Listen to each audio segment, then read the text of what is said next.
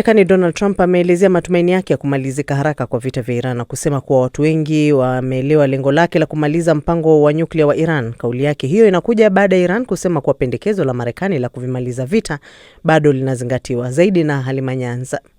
Iran wants to make a deal. They want to make a deal badly. Ni kauli zinazojirudia Rais wa Marekani Donald Trump juu ya uwezekano wa Iran kufikia makubaliano ya kumaliza vita. They want to make a deal. Lakini katika taarifa yake, Iran imesema bado inatafakari pendekezo la Marekani la kumaliza vita vinavyoendelea, huku taarifa zikidai kuwa pande zote mbili zinaweza kuwa karibu kufikia makubaliano mapya ya amani. Rais wa Iran Masoud Pezeshkian amesema nchi yake inahitaji hakikisho kwamba vitendo vya uhasama havitajirudia tena. Kwa mujibu wa mtandao wa habari wa Kimarekani Axios, ikulu ya White House inaamini kuwa inaweza kufikia makubaliano ya vipengele 14 na Iran, ikiwa ni pamoja na kusitisha kwa uratibu wa nyuklia wa Iran, kuondolewa kwa vikwazo na kurejeshwa kwa usafiri huru katika mlango bahari wa Hormuz. Msemaji wa Wizara ya Mambo ya Nchi za Nje ya Iran, Ismail Bagher, amesisitiza kuwa Tehran bado inapitia pendekezo hilo na baadaye itawasilisha msimamo wake kupitia mpatanishi Pakistan. Hata hivyo, baadhi ya viongozi wa Iran wameonyesha msimamo mkali, wakisema Marekani haitapata kupitia vita kile ambacho imeshindwa kupata kupitia mazungumzo ya moja kwa moja,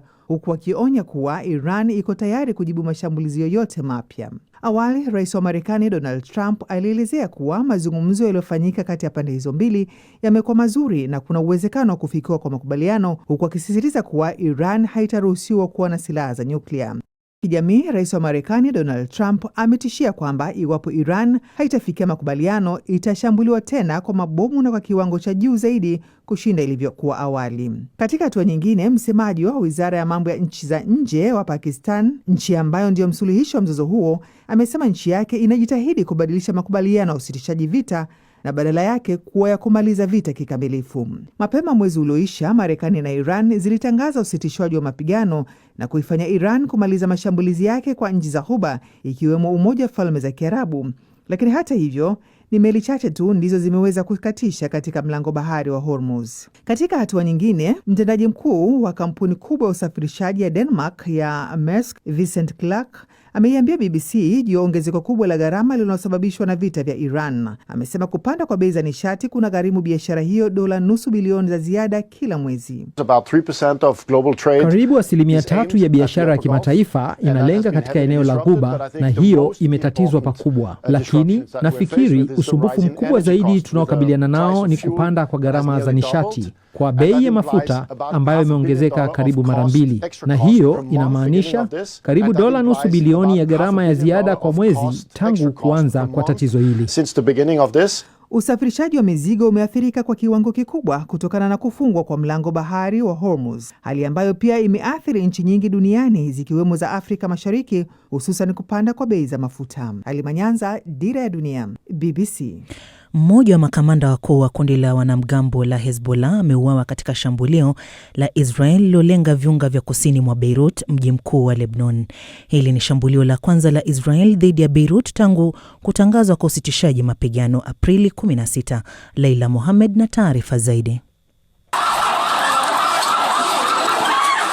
Picha zilizowekwa mtandaoni zinaonyesha moto mkubwa na angalau jengo moja likiwa limeharibika vibaya. Katika taarifa, waziri mkuu wa Israel Benjamin Netanyahu alisema aliidhinisha shambulio hilo ambalo lilimlenga kamanda wa kikosi maalum cha Radwan Force cha kundi hilo. Netanyahu alisema kamanda huyo alikuwa anahusika na mashambulizi dhidi ya jamii za Israel na kuwalenga wanajeshi wa Israel. Ripoti za vyombo vya habari vya ndani zinasema wanachama wa kikosi hicho walikuwa katika mkutano wakati shambulio hilo lilipotokea. Hakuja kuwa na majibu kutoka kwa Hezbollah. Hili ni shambulio la kwanza kulenga Dahia tangu rais wa Marekani Donald Trump kutangaza makubaliano ya kusitisha mapigano kati ya serikali za Israel na Lebanon tarehe 16 mwezi Aprili. Licha ya makubaliano hayo, Israel na Hezbollah zimeendelea kushambuliana huku kila upande ukiutuhumu mwingine kwa ukiukaji wa makubaliano. Mashambulizi mengi ya anga ya Israeli yamelenga kusini mwa Lebanon, huku jeshi likisema linashambulia miundombinu na watu wanaohusishwa na Hezbollah, kundi la wanamgambo na chama cha kisiasa kinachoungwa mkono na Iran. Kwa mujibu wa Wizara ya Afya ya Lebanon, mashambulizi hayo yameua zaidi ya watu 120 kote nchini humo katika kipindi cha wiki moja iliyopita pekee, wakiwemo watoto na wanawake.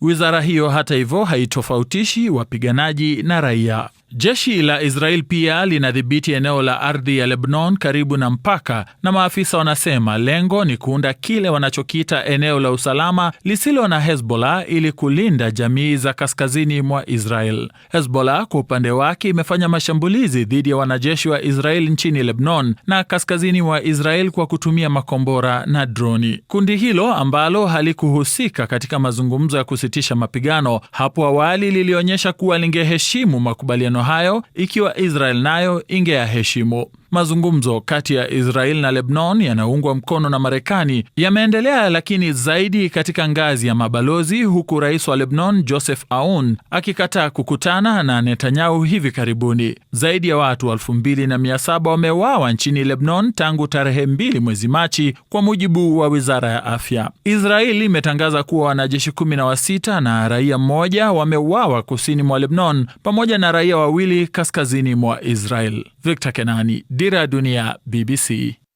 Kwingineko ni kuwa rais wa Sudan Kusini Salva Kiir amemfuta kazi mkuu wa majeshi na waziri wa fedha katika mabadiliko ya hivi karibuni kwenye serikali yake.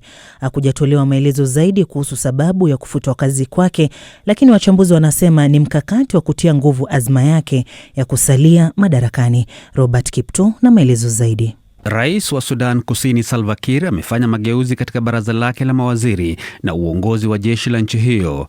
Rais Kiir amemfuta kazi waziri wa fedha ambaye aliteuliwa chini ya miezi mitatu iliyopita na mkuu wa majeshi katika mabadiliko hayo. Mabadiliko hayo ni ya hivi karibuni katika uongozi wa Salva Kiir, huku wachambuzi wakinadi kuwa ni sehemu ya juhudi zake za kujipa mamlaka zaidi, huku hali ya sintofahamu kuhusu urithi wake ukiendelea kutanda nchini humo.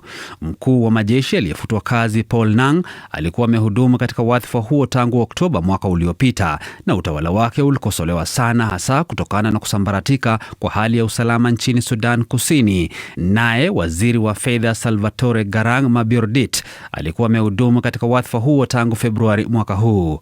Rais Kiir amemteua Jenerali Santino Deng Wall kuwa mkuu mpya wa majeshi nchini Sudan Kusini.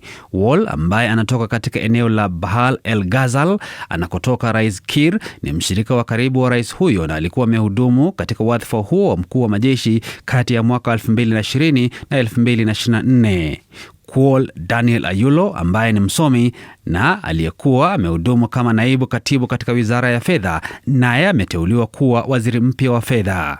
Taifa la Sudan Kusini limeshindwa kutekeleza kikamilifu mageuzi yaliyoafikiwa wakati wa mkataba wa amani uliosainiwa mwaka 2018 uliomaliza vita vya wenyewe kwa wenyewe nchini Sudan, ikiwa ni pamoja na kujumuishwa kwa pamoja kwa wanajeshi wote nchini humo na kuandaliwa kwa uchaguzi mkuu. Uchaguzi mkuu umeahirishwa mara 3 nchini Sudan Kusini na tarehe mpya iliyotangazwa ya Disemba mwaka huu ingali ni kitendawili, huku haijulikani ikiwa uchaguzi huo utafanyika au la.